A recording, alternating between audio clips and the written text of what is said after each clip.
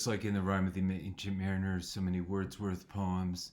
The climactic scene of Frankenstein is this moment of the halted traveler. Iconic Wordsworth scenarios. The traveler's halted by this encounter with a stranger. So I'm a traveler in want of a little rest. You'd greatly oblige me if you would allow me to remain a few minutes before the fire. Um, uh, so what's really amazing here is the way in which this overlap between the imaginary spectacle, the fantastical spectacle, is seen through the kind of cinematic uh, chink in the wall, or the novelistic fantasy that plays out before the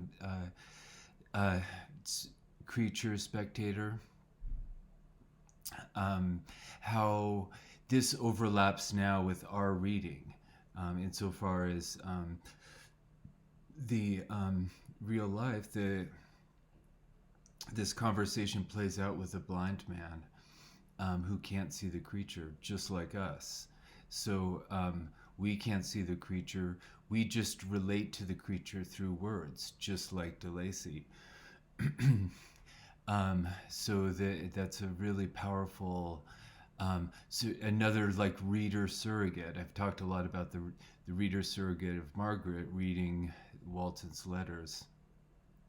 That this is also a reader surrogate in the blind figure of DeLacy. And language plays a big, crucial part in this, in their interaction.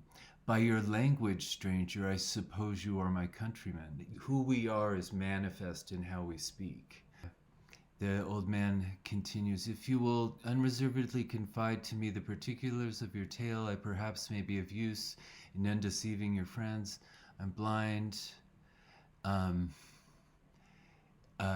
But there is something in your words which convinces me you are sincere.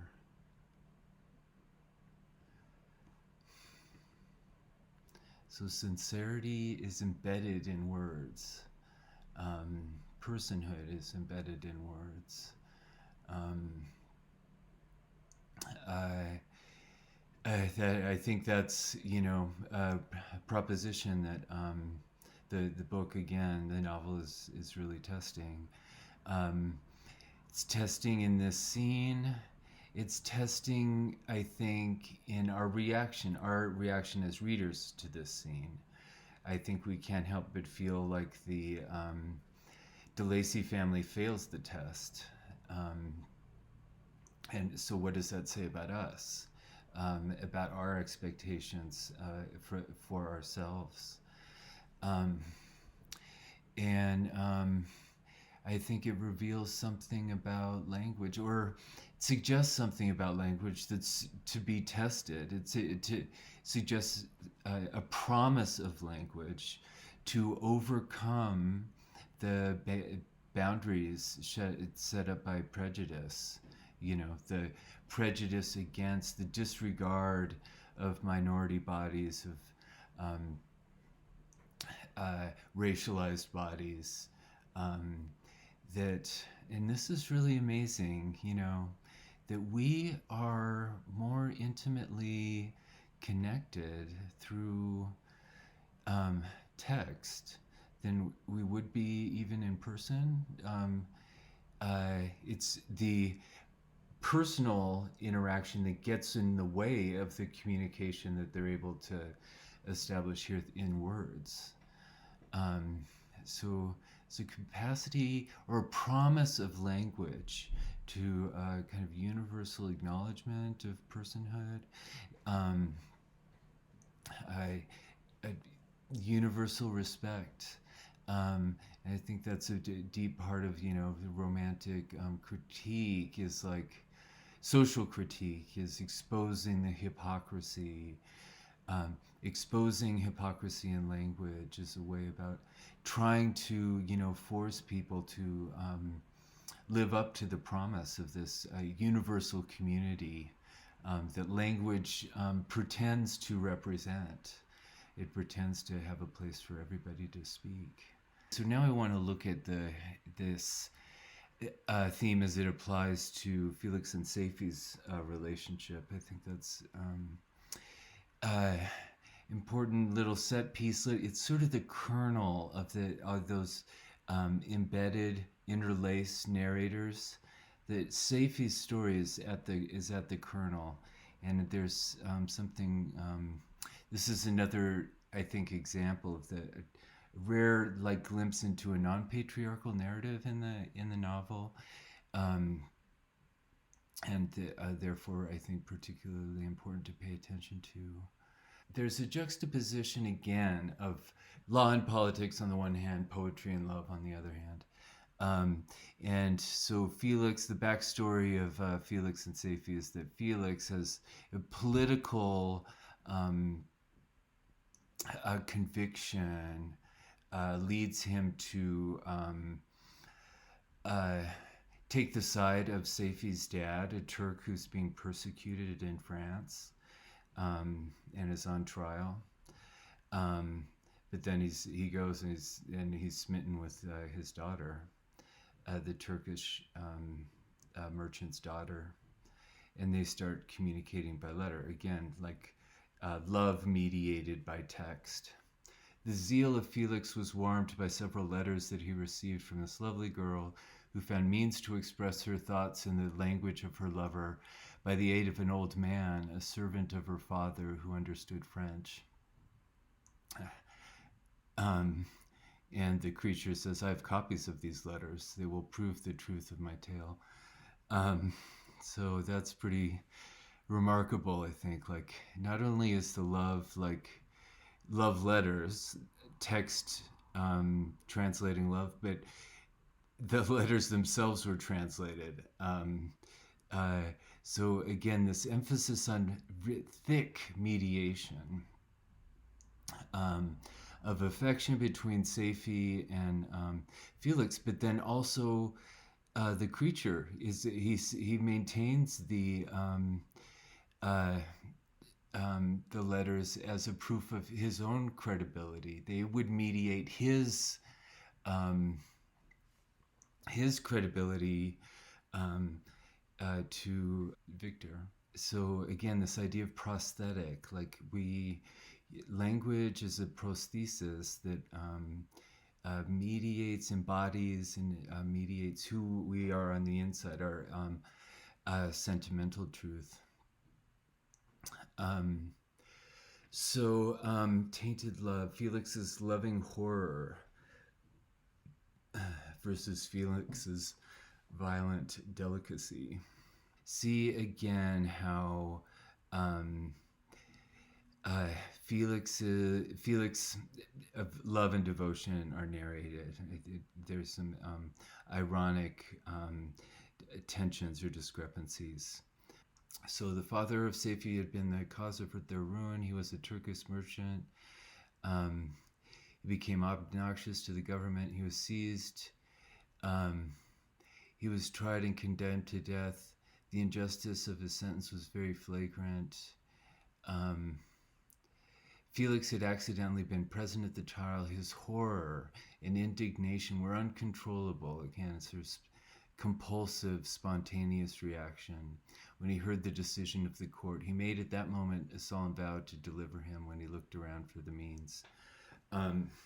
So again, just the reaction to seeing the child in front of a car, the balloon out of control. It's just a compulsive, instinctive reaction. It's not a decision, not a choice. But it's interesting to think his horror expresses the authenticity of his love, is expressed through horror. But listen to how his relationship with Seifi is narrated, his affection for her. The Turk quickly perceived the impression that his daughter had made upon the heart of Felix, and endeavored to secure him more entirely in his interests by the promise of her hand in marriage, so soon as he should be conveyed to a place of safety. So he's effectively bartering his daughter. And Felix was too delicate to accept this offer. Yet, he looked forward to the probability of the event as the consummation of his happiness. So he's too delicate to explicitly accept her as, an explicit barter, her exchange, and commodified something to own. But nonetheless, he's counting on it implicitly. His delicacy, it keeps him from doing it explicitly. He's too sensitive for that to do it explicitly, but implicitly he's relying on it happening anyway. So a Blakean irony and exposing supposed sensitivity, the violence underlying supposed ostensible sensitivity. So Shelley points out, the true virulence of patriarchy, or, male privilege in case of Felix, is expressed in what he doesn't say, that he just keeps silent and assumed that he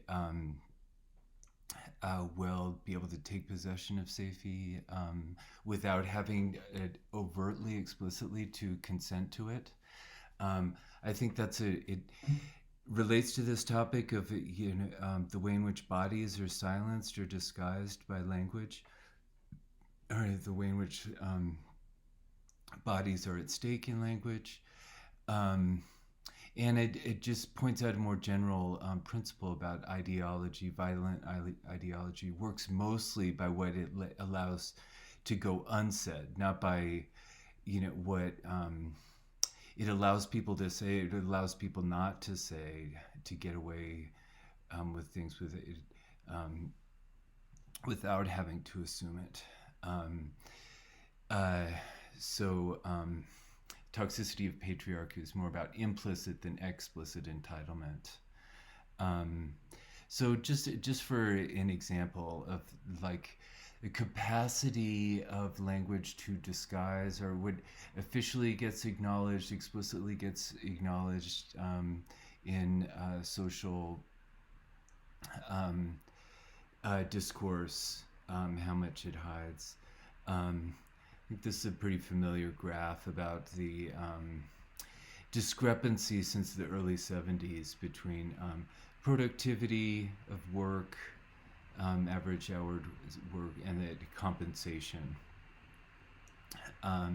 So I find this just really astonishing that productivity has been going up consistently since roughly after the Second World War, and compensation for the labor that required for that productivity had gone more or less in line with it up to a certain point, and then is basically leveled off, and all that the profit, the difference between these two has just been channeled to the top, the sort of capitalist class. So, but what's striking to me about this is what I want to point out is not so much the injustice of it, but its invisibility. That it's something that language, what counts as normal in this period of decades has disguised this. Here's another example. Unpaid domestic labor dwarfs even this, dwarfs even corporate profit. If women were compensated for the amount of work they did at home, caring for relatives, if they're just compensated at minimum wage, it would dwarf the amount made, imagine you had a bucket big enough to hold all the money made in 2018 by the 50 biggest companies. The 10.9 trillion that women didn't earn would more than fill it.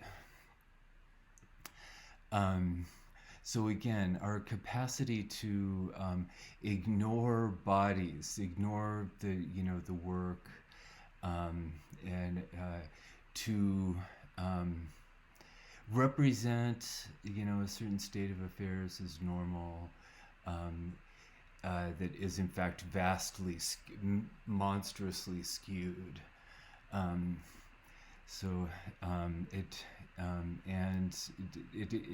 certain perception of representation of normal that depends on the exploitation of certain bodies.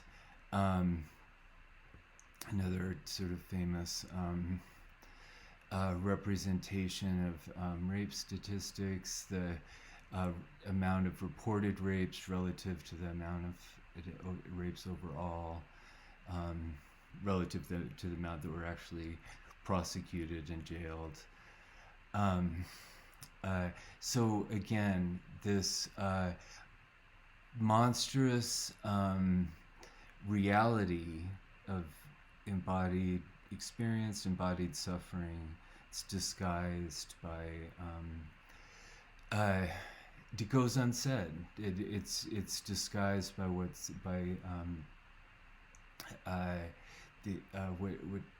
we don't feel the need to mention. So again, just the violence of silence.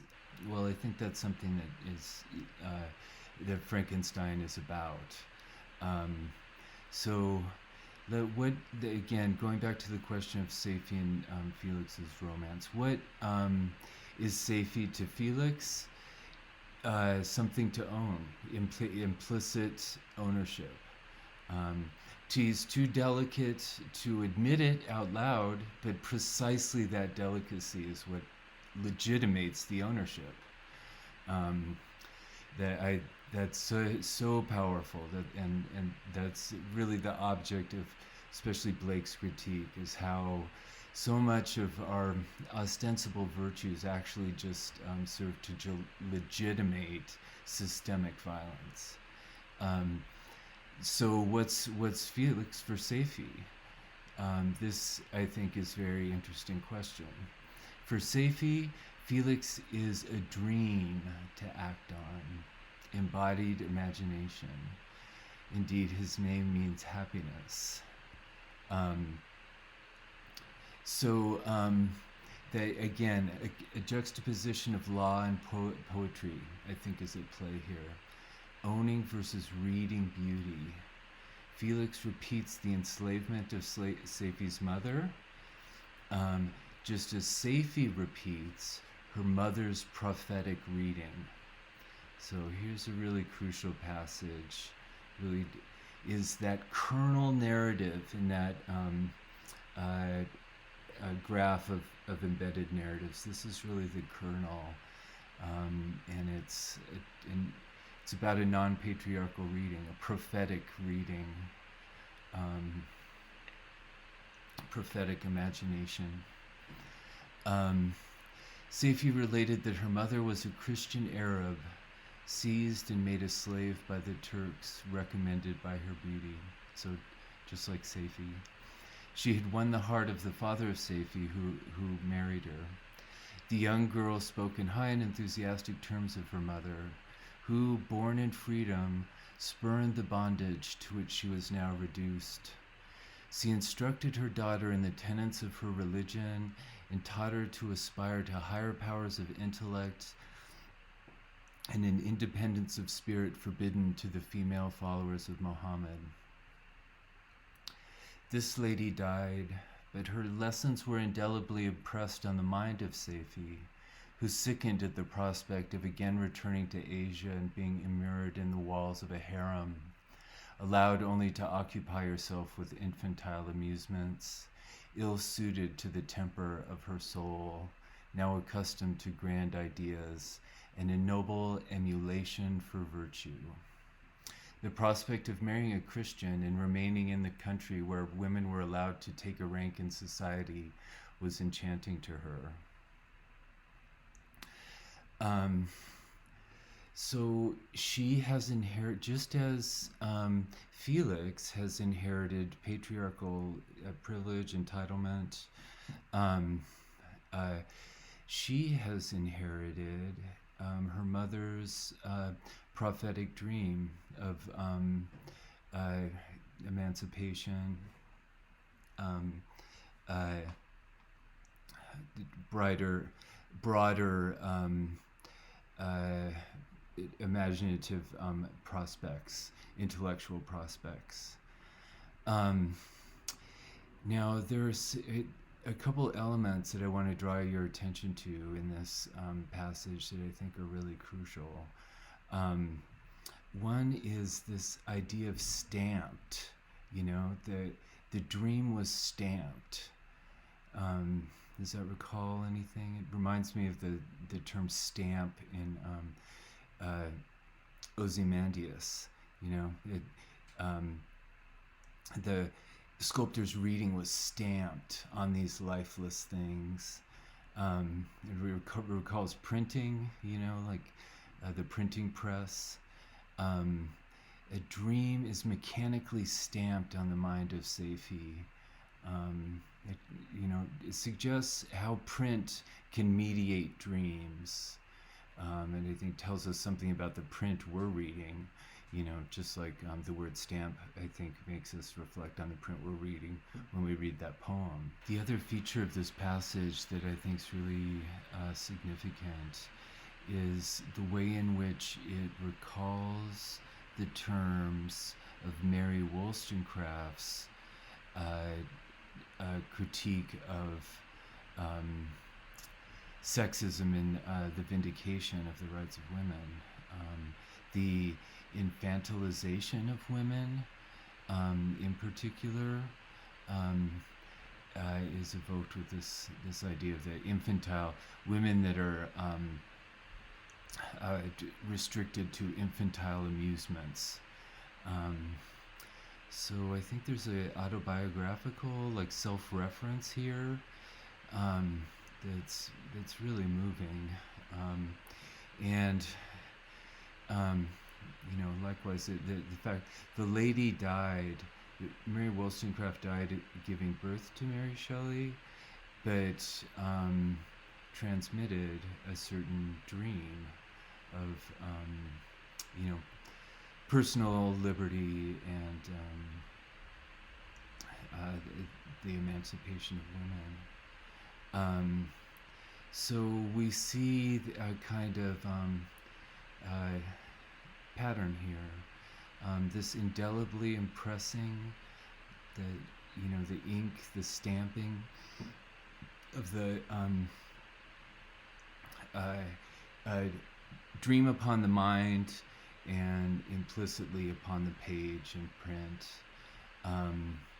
This reflection, mother to daughter, the mother that dies bequeaths her dream to her daughter Mary Wollstonecraft to Mary Shelley.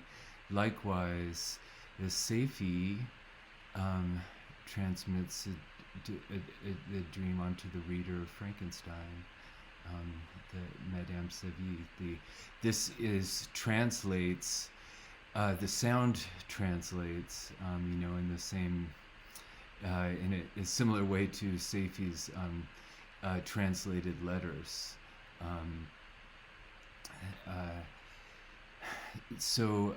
And I think this sets up a pattern for the way in which we read the creature. We receive a kind of dream of a possible freedom, possible person um, in through the text, through our reading. Our minds might be stamped. We might imagine the possibility, create the possibility of a person, prophetically, poetically. We might channel this series of dreams, might be perpetuated through us. So again, we're getting instructed. It's an emotional education. We're getting instructed how to read bodies, what it means to read bodies.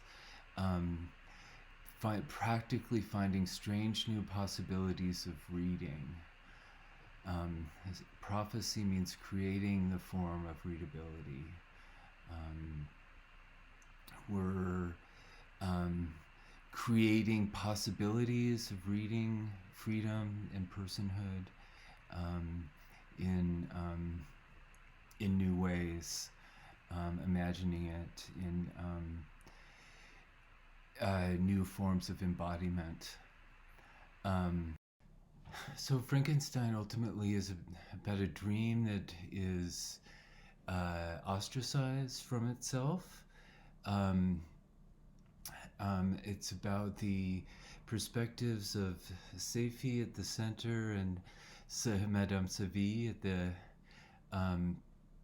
periphery. Bodies that are excluded by the perspectives, the patriarchal narratives that dominate the novel itself. So in a way, it's literally haunted, the novel, by the perspectives it excludes, by the bodies it excludes, maybe by our body. Maybe we're our own body. Our body, our own embodiedness, has more to tell us about the novel than characters in the novel. This idea that it's not your mind controls your body, but exactly the reverse, that your body controls your mind. That's sort of a basic premise of the most effective kind of psychotherapy today, called cognitive behavioral therapy, which is that acting. So we tend to think our thoughts control our behaviors. That we act in response to or obedience to the executive orders of our mind, but really it's much more the opposite. How we feel, how we think follows from how we act. So that it really, if you're relying on willpower to change your behavior, it's very unlikely to work. But if you just, like Amy Cuddy was saying, if you just sort of artificially force yourself to change your behavior, it's much more likely that your emotions and thoughts will follow suit. We're so used to thinking of who we are as this capacity for thought or for will, this reflective cognition going on in our head.